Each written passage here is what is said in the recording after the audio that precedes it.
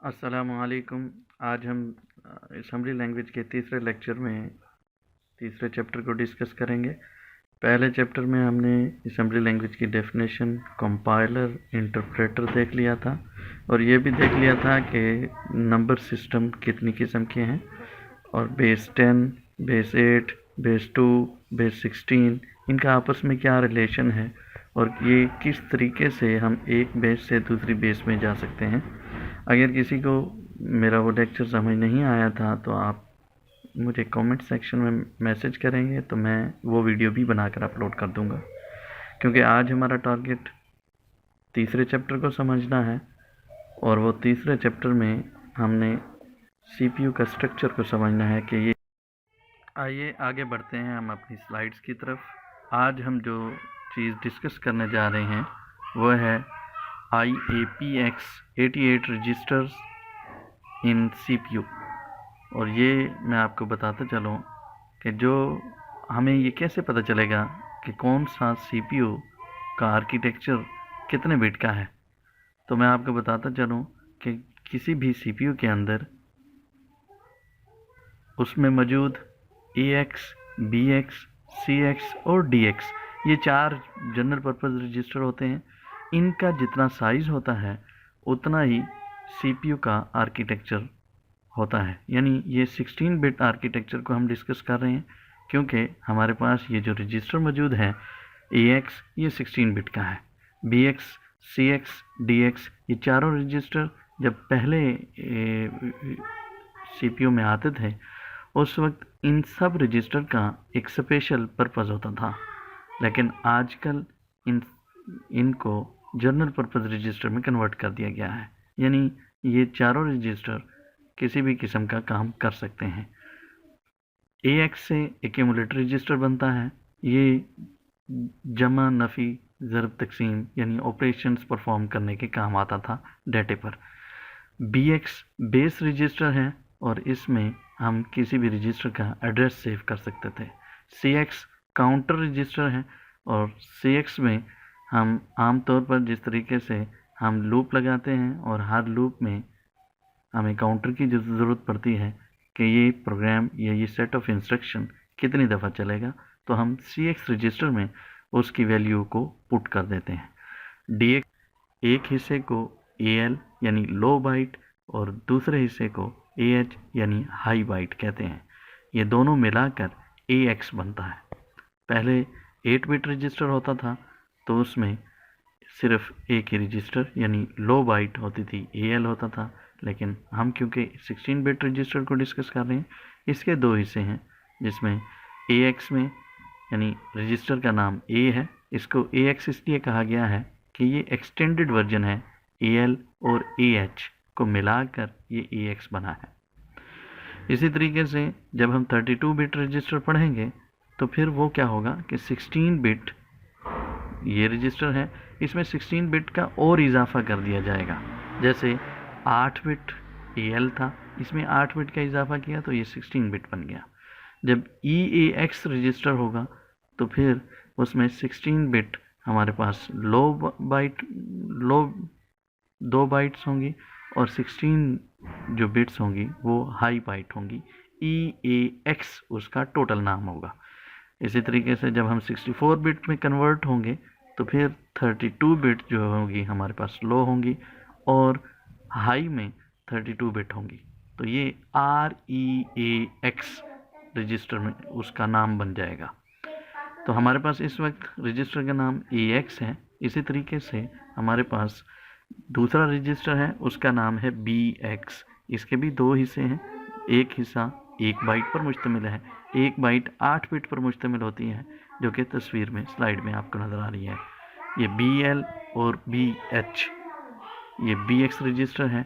इसी तरीके से हमारे पास ये जनरल पर्पज़ रजिस्टर कहलाते हैं, जैसे कि मैं पहले भी आपको बता चुका हूँ। AX एक्चुअली A है, ये एक्यूमुलेटर रजिस्टर इसको कहते हैं, और दूसरा B से बेस रजिस्टर है, तीसरा C से काउंटर रजिस्टर है, तीसरा डेस्टिनेशन रजिस्टर है D से। तो ये डेस्टिनेशन रजिस्टर में आपके पास जिस जगह पर आपने डाटे को राइट करना है उसका एड्रेस मौजूद होता है। काउंटर रजिस्टर में आमतौर पर हम काउंटर लूप रिपीट करने के लिए इसमें वैल्यू डाल देते हैं। लेट्स से अगर आप सेट ऑफ इंस्ट्रक्शन को 5 दफ़ा रिपीट करना चाहते हैं तो CX में 5 पुट कर देंगे। इसके अलावा हमारे CPU के अंदर 2 और किस्म के रजिस्टर हैं जिनको हम पॉइंटर रजिस्टर भी कहते हैं और इनको इंडेक्स रजिस्टर भी कहते हैं। ये पॉइंटर रजिस्टर और इंडेक्स रजिस्टर या बेस रजिस्टर इनको हम इसलिए कहते हैं कि इन 2 रजिस्टर में सिर्फ़ और सिर्फ हम एड्रेस सेव कर सकते हैं किसी भी मेमोरी लोकेशन का। SI और DI इससे बनता क्या है? SI से सोर्स इंडेक्स और DI से डेस्टिनेशन इंडेक्स हम इसको कहते हैं। इसी तरीके से हमारे पास 3 रजिस्टर CPU के अंदर और भी हैं जो कि वेरी इम्पोर्टेंट रजिस्टर IP है जिसका हम ज़्यादा इस्तेमाल किया करते हैं। IP instruction pointer. IP को क्या कहते हैं? Instruction pointer. इंस्ट्रक्शन पॉइंटर का मतलब ये है कि हमारे सोर्स कोड में 5 इंस्ट्रक्शन मौजूद हैं और हर इंस्ट्रक्शन का कोई ना कोई एड्रेस होगा और वो इंस्ट्रक्शन नंबर 1 है, इंस्ट्रक्शन नंबर 2 है, इंस्ट्रक्शन नंबर 3 है, इंस्ट्रक्शन नंबर 4 और 5, ये 5 इंस्ट्रक्शंस हैं। और पहली इंस्ट्रक्शन अगर रन हो रही है तो IP रजिस्टर के अंदर इंस्ट्रक्शन नंबर 2 का एड्रेस मौजूद होगा। अगर आपकी इंस्ट्रक्शन नंबर 2 रन हो रही है तो IP रजिस्टर के अंदर जो एड्रेस मौजूद होगा वो इंस्ट्रक्शन नंबर 3 का होगा। अगर इंस्ट्रक्शन नंबर 3 रन हो रही है इस वक्त तो IP रजिस्टर में उससे आगे वाली इंस्ट्रक्शन मीन्स के इंस्ट्रक्शन नंबर 4 का एड्रेस मौजूद होगा। इसी तरीके से हमारे पास एक और रजिस्टर मौजूद है जिसका नाम है SP और SP stand for stack pointer. और इसी तरीके से BP मीन्स बेस पॉइंटर। याद रहे कि हम IP के अंदर मैनिपुलेशन नहीं कर सकते, ये कंप्यूटर जनरेटेड इसके अंदर एड्रेस खुद ब खुद आता है। हम SI के अंदर और DI के अंदर ज़रूरत पड़ने पर डाटा लोड कर सकते हैं। SP और IP इसके अंदर हम डाटा जो है रिप्लेस नहीं कर सकते। इसके अलावा BP हमारे पास एक और बेस पॉइंटर मौजूद है, ये भी सिर्फ़ और सिर्फ किसी भी मेमोरी लोकेशन का एड्रेस स्टोर कर सकता है, डाटा स्टोर नहीं कर सकता। SP IP ये तीनों रजिस्टर इनके अंदर हम किसी भी किस्म का डाटा स्टोर नहीं कर सकते। DI और SI ये भी क्योंकि पॉइंटर इंडेक्स पॉइंटर है इनके अंदर भी एड्रेस मौजूद होता है, हम इनके अंदर डाटा स्टोर नहीं कर सकते। जिस तरीके से हम 4 रजिस्टर्स में जैसे AX BX और CX DX ये जनरल पर्पज़ रजिस्टर हैं, हम इसके अंदर डाटा भी स्टोर कर सकते हैं और साथ ही साथ इसमें ज़रूरत पड़ने पर एड्रेस भी स्टोर कर सकते हैं। हमारे CPU के अंदर एक बाइट और मौजूद होती है, उसका नाम है 16 बिट की। ये नेक्स्ट स्लाइड है हमारे पास जिसमें फ्लैग रजिस्टर स्टोर शो करवाया गया है। मैं आने वाली वीडियो में आपको तफसील के साथ सिस्टम के अंदर का स्ट्रक्चर भी दिखा दूंगा, उसके लिए हम जो सॉफ्टवेयर इस्तेमाल करेंगे और उसको इंस्टॉल करना भी सिखाऊंगा। लेकिन अभी आप तारुफ के लिए सुन लें कि ये जो फ्लैग रजिस्टर है इसमें हम कम्बिनेशन ऑफ बिट्स को यानी बिट्स या बाइट को 1 बाइट या 2 बाइट को इकट्ठा इस्तेमाल नहीं करते, बल्कि यहाँ पर हमारे पास सिंगल बिट के लिए अलग मीनिंग होता है। जैसा कि हमें इस बाइट में नज़र आ रहा है कि एक जो पहली बिट है इन 16 बिट रजिस्टर में पहली बिट जो है वो कैरी फ्लैग के लिए होती है, C कैरी फ्लैग है, P पैरिटी फ्लैग है, A ऑक्सिलरी फ्लैग है, Z ज़ीरो फ्लैग है, S हमारे पास S से मैं इसको बता देता हूँ साइन बिट है, साइन के लिए है, और T जो है हमारे पास ट्रैप फ्लैग है। और इसके अलावा हमारे पास 3 रजिस्टर और भी मौजूद हैं, I D O।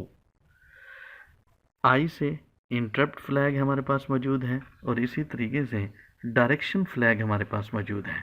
इनको हम तफसील से इनके फंक्शंस को देख लेते हैं कि C कैरी फ्लैग जो कि पहली बिट पर मौजूद है दूसरी बिट हमें खाली नज़र आ रही है, इसका मतलब है कि यहाँ पर कोई इंफॉर्मेशन या फ्लैग मौजूद नहीं है।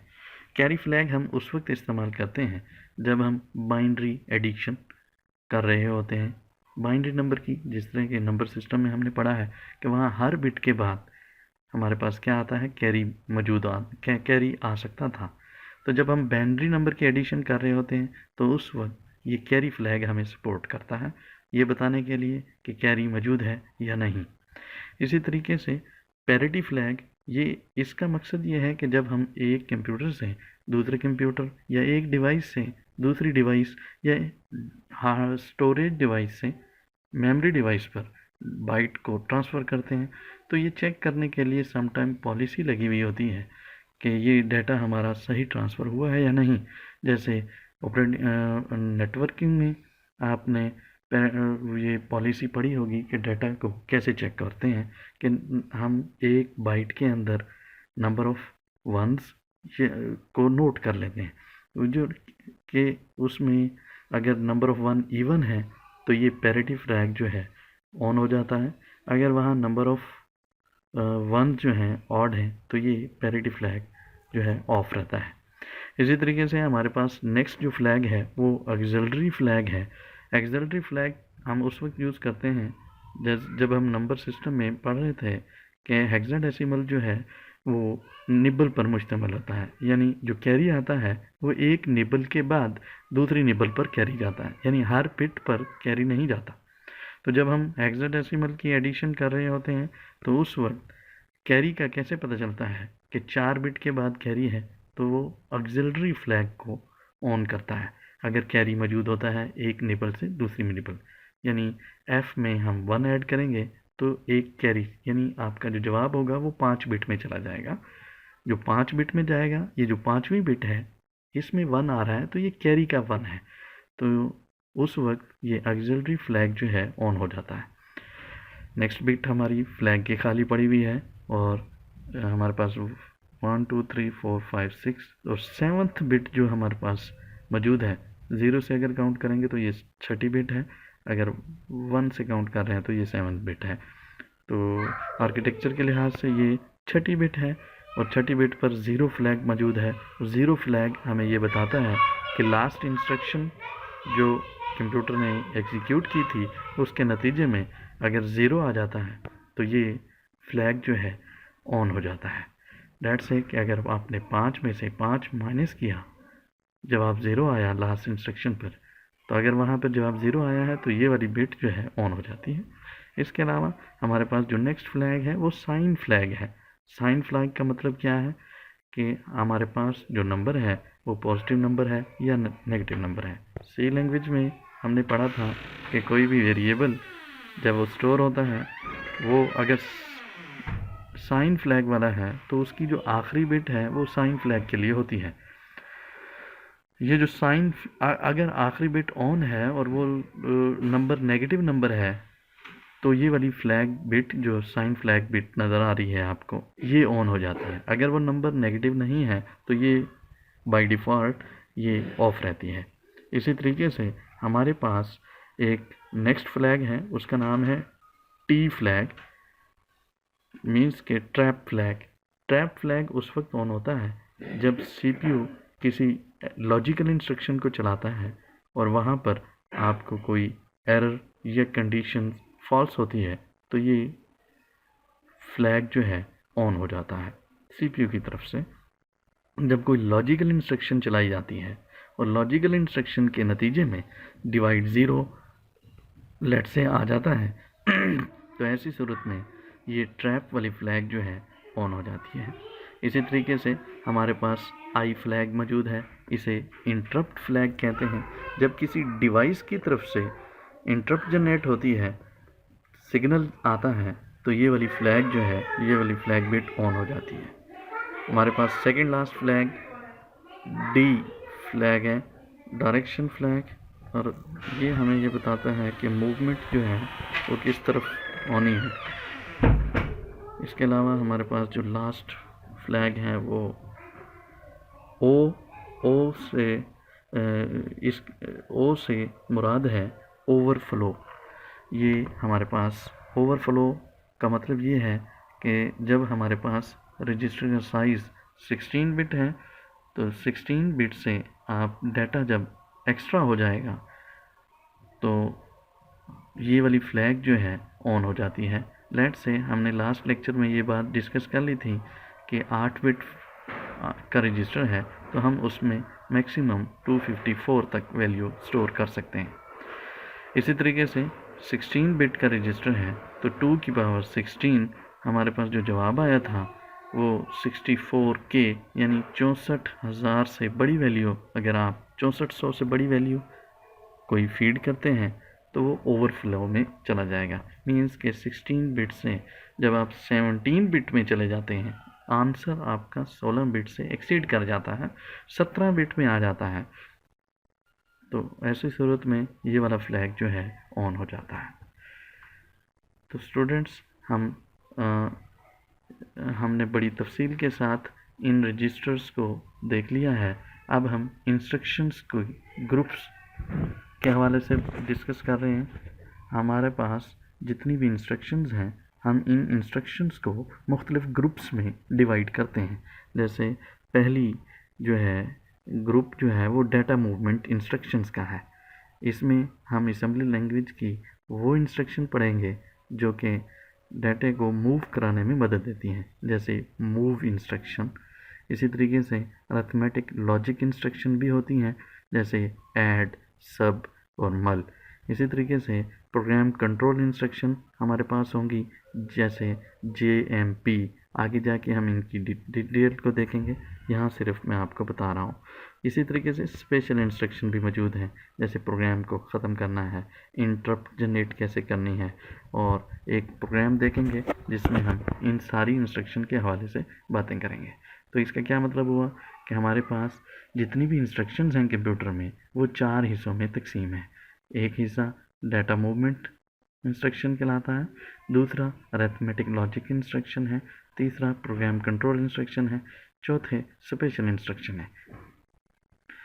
अब हम डाटा मूवमेंट इंस्ट्रक्शन की एग्जांपल देख रहे हैं। जैसे मैंने पहले भी बताया, मूव AX, BX का क्या मतलब है कि ये जो इंस्ट्रक्शन है मूव, ये जो मूव है इसे मेमोनिक कहते हैं, और इसका मतलब है कि आपने एक जगह से डाटे को दूसरी जगह शिफ्ट करना है।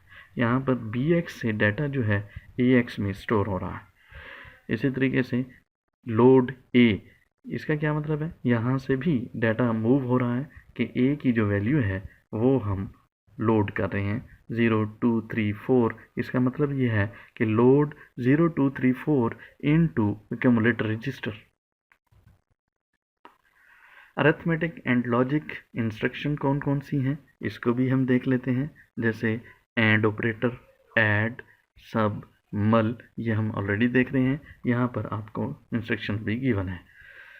इसी तरीके से सेगमेंट रजिस्टर, ऑलरेडी इसको हम डिफाइन कर चुके हुए हैं, शायद पीछे नहीं आया तो हम दोबारा देख लेते हैं कि ये सेगमेंट रजिस्टर है हमारे पास 4, जिसमें कोड सेगमेंट, डाटा सेगमेंट और स्टैक सेगमेंट, एक्स्ट्रा सेगमेंट।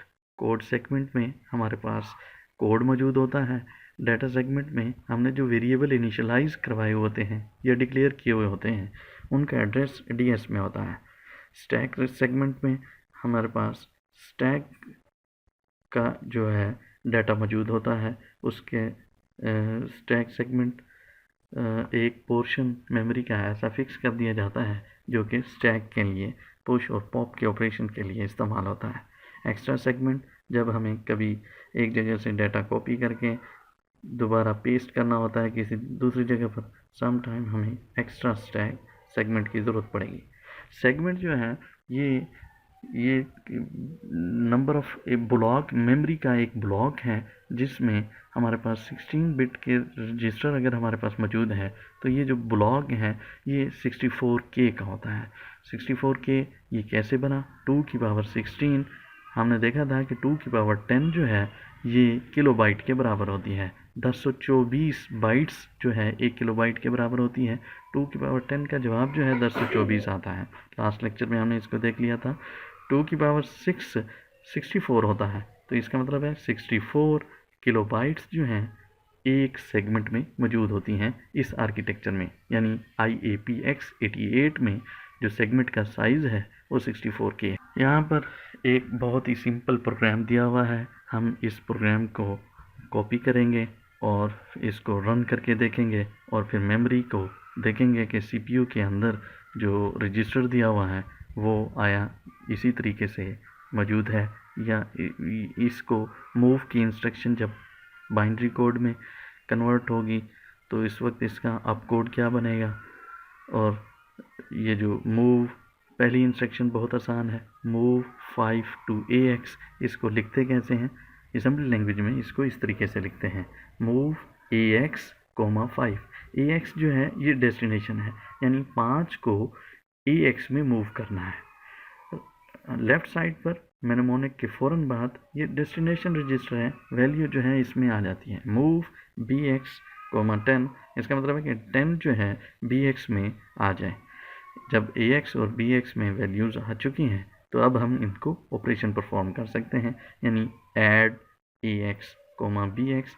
याद रहे कि ऐड के नतीजे में जो जवाब आएगा, यानी 5 और 10 15 होता है, ये जो 15 है वो डेस्टिनेशन यानी AX वाले रजिस्टर में आ जाएंगे इसका जवाब। फिर मूव BX, 15, यानी पहले 15 AX में पड़ा हुआ है, अब हमने BX में भी 15 लोड कर दिया है, तो दोबारा जब हम ऐड करेंगे ऐड AX BX तो दोनों 15 और 15 मिलाकर AX में 30 पड़ा होगा। तो अब हम इस प्रोग्राम को रन करके देखेंगे। आइए चलते हैं आगे की तरफ। इस सिंपल प्रोग्राम को रन करने के लिए हमें जिस सॉफ्टवेयर की ज़रूरत पड़ेगी उसमें एक नेज़म है, ये असम्बलर है। असम्बलर का क्या काम है कि इसने हमारा असेंबली लैंग्वेज में जो प्रोग्राम लिखा हुआ है इसको कंपाइल करना है, और कंपाइल करने के बाद ये बताना है कि इस प्रोग्राम में कोई एरर तो नहीं है। इसके अलावा असम्बलर हमारी सोर्स कोड को, अगर उसमें कोई एरर नहीं है, उसको ऑब्जेक्ट कोड या लिस्ट फाइल में कन्वर्ट कर देता है। सॉफ्टवेयर है जिसे हम लिंकर कहते हैं, हम पहले चैप्टर में देख के आए हैं, या C++ के कोर्स में आपने देखा होगा कि एक लिंकर होता है जो कि आपके सोर्स कोड प्रोग्राम को के साथ जो लाइब्रेरी का कोड होता है जो आपने इंक्लूड कर रखी हुई होती हैं उनको साथ लिंक कर देता है, मर्ज कर देता है। तो उसके लिए हमें लिंकर की ज़रूरत है।